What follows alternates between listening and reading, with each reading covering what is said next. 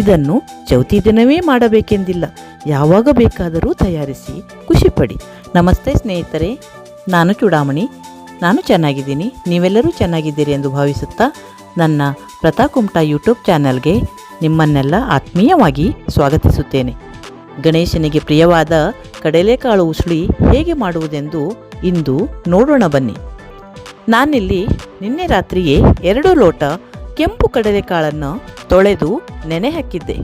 ನೋಡಿ ಇಂದು ಹೇಗೆ ನೆನೆದಿದೆ. ಇದನ್ನು 2-3 ಸಲ ತೊಳೆದುಕೊಳ್ಳಿ. ಅದಕ್ಕೆ ಸ್ವಲ್ಪ ಉಪ್ಪನ್ನು ಸೇರಿಸಿ ಒಂದು ಅರ್ಧ ಲೋಟ ನೀರನ್ನು ಹಾಕಿಕೊಳ್ತಾ ಇದ್ದೇನೆ. ಸ್ನೇಹಿತರೆ, ಈಗ ಸ್ಟವ್ ಹೊತ್ತಿಸಿಕೊಂಡು ಕುಕ್ಕರ್ನಲ್ಲಿ ಕಡಲೆಕಾಳನ್ನು ಬೇಯಲು ಇಡುತ್ತಿದ್ದೇನೆ. ಬನ್ನಿ ಸ್ನೇಹಿತರೆ, ಈಗ ಈ ಕಡಲೆಕಾಳು ಉಸುಳಿ ಮಾಡಲು ಏನೇನು ಬೇಕು ನೋಡೋಣ ಬನ್ನಿ. ಒಂದು ಚಿಕ್ಕ ಬೌಲಿನಷ್ಟು ತೆಂಗಿನ ತುರಿ, 2 ಸ್ಪೂನ್ ಬೆಲ್ಲ, 2 ಇಂಚು ಶುಂಠಿ, 2 ಕಡ್ಡಿ ಕರಿಬೇವಿನ ಎಸಳುಗಳು, 1 ಸ್ಪೂನ್ ಜೀರಿಗೆ, 1 ಸ್ಪೂನ್ ಸಾಸಿವೆ, ರುಚಿಗೆ ತಕ್ಕಷ್ಟು ಉಪ್ಪು, ಅರ್ಧ ಸ್ಪೂನ್ ಅರಶಿನ, ಚಿಕ್ಕ ತುಂಡು ಇಂಗು, ಇವಿಷ್ಟು ಬೇಕಾಗುತ್ತದೆ. ಸ್ನೇಹಿತರೆ, ಪೂಜೆಗಲ್ವಾ ಅಂತ ಇದಕ್ಕೆ ನಾನು ಈರುಳ್ಳಿ ಹಾಕ್ತಾ ಇಲ್ಲ. ಬೆಳಿಗ್ಗಿನ ತಿಂಡಿಗೇನಾದರೂ ನೀವು ಕಡಲೆಕಾಳು ಉಸುಳಿ ಮಾಡೋದಾದರೆ ಈರುಳ್ಳಿ ಹಾಕಿ, ರುಚಿ ಇನ್ನೂ ಹೆಚ್ಚಾಗುತ್ತದೆ. ಕುಕ್ಕರ್ನಲ್ಲಿ 2 ವಿಸಿಲ್ ಆಗ್ತಾ ಇದೆ. ಸ್ಟವ್ ಬಂದ್ ಮಾಡಬೇಕು.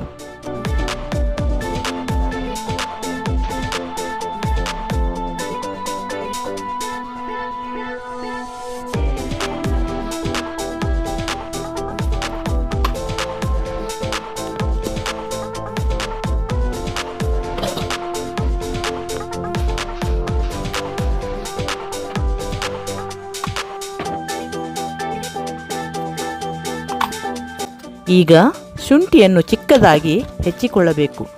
1 ಹಿಡಿ ಕೊತ್ತಂಬರಿ ಸೊಪ್ಪು ತೆಗೆದುಕೊಂಡು ಕತ್ತರಿಸಿಕೊಳ್ಳಬೇಕು. 2-3 ಹಸಿಮೆಣಸನ್ನು ಕತ್ತರಿಸಿಕೊಳ್ಳಬೇಕು. ಈಗ ಶುಂಠಿ, ಕೊತ್ತಂಬರಿ ಸೊಪ್ಪು, ಹಸಿಮೆಣಸು ಇದರಲ್ಲಿ ಸ್ವಲ್ಪ ಭಾಗವನ್ನು ತೆಗೆದಿರಿಸಿಕೊಳ್ಳಬೇಕು.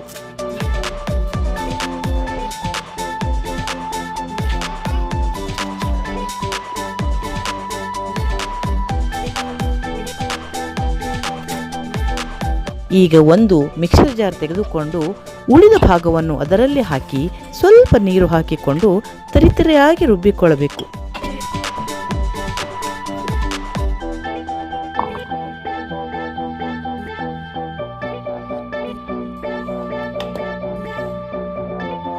ಸ್ನೇಹಿತರೆ, ಈಗ ಸ್ಟವ್ ಮತ್ತೆ ಹತ್ತಿಸ್ಕೊಳ್ಳಿ.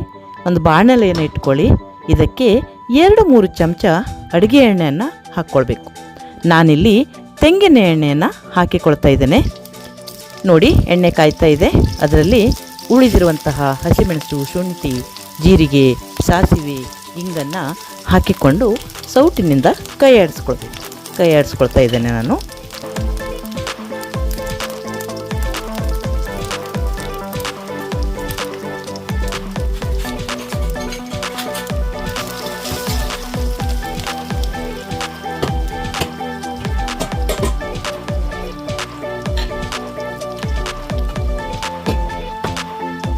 ಕುಕ್ಕರ್ ನೋಡಿ ತಣಿದಿದೆ. ಅದರಲ್ಲಿ ಬೆಂದ ಕಡಲೆಕಾಳನ್ನು ಈಗ ಇದಕ್ಕೆ ಸೇರಿಸಬೇಕು. ನೋಡಿ, ಕಾಳು ಹದವಾಗಿ ಬೆಂದಿದೆ. ಸೌಟಿನಿಂದ ಇದನ್ನು ಮಿಕ್ಸ್ ಮಾಡ್ಕೊಳ್ಳಿ. ನಂತರ ಕರಿಬೇವಿನ ಎಲೆಗಳನ್ನು ಸೇರಿಸಬೇಕು.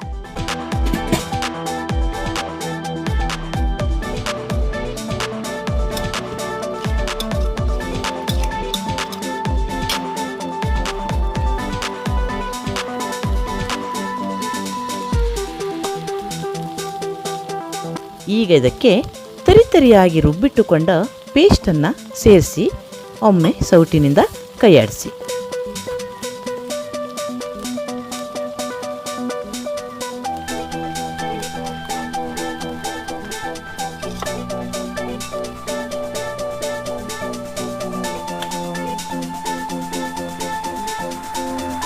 ಈಗ ನೋಡಿ, ಅರಿಶಿನ, ಬೆಲ್ಲ, ತೆಂಗಿನ ತುರಿ, ಸ್ವಲ್ಪ ಉಪ್ಪನ್ನು ಸೇರಿಸಬೇಕು. ಇಲ್ಲಿ ಕಾಳು ಬೇಯಿಸುವಾಗ ನಾವು ಉಪ್ಪು ಹಾಕಿದ್ದೇವೆ, ಅದಕ್ಕೆ ಸ್ವಲ್ಪ ಹಾಕಿ.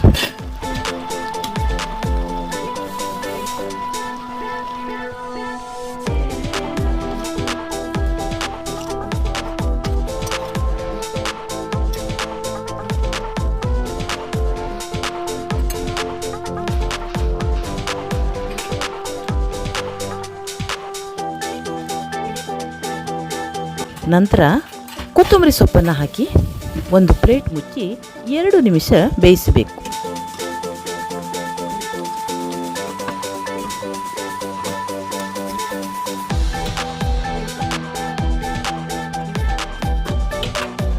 ಕಡಲೆಕಾಳು ಉಸುಳಿಯ ಮಧುರ ವಾಸನೆ ಬರುತ್ತಿದ್ದಂತೆ ಸ್ಟವ್ ಆಫ್ ಮಾಡಿ.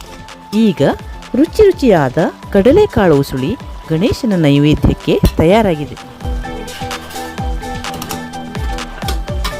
ಇದನ್ನು ಚೌತಿ ದಿನವೇ ಮಾಡಬೇಕೆಂದಿಲ್ಲ, ಯಾವಾಗ ಬೇಕಾದರೂ ತಯಾರಿಸಿ ಖುಷಿಪಡಿ. ಪ್ರಸಾದ ತಯಾರಿಸಿ ಸೇವಿಸಿದ ಮೇಲೆ ಲೈಕ್, ಕಾಮೆಂಟ್ ಮಾಡುವುದನ್ನು ಮಾತ್ರ ಮರೆಯದಿರಿ.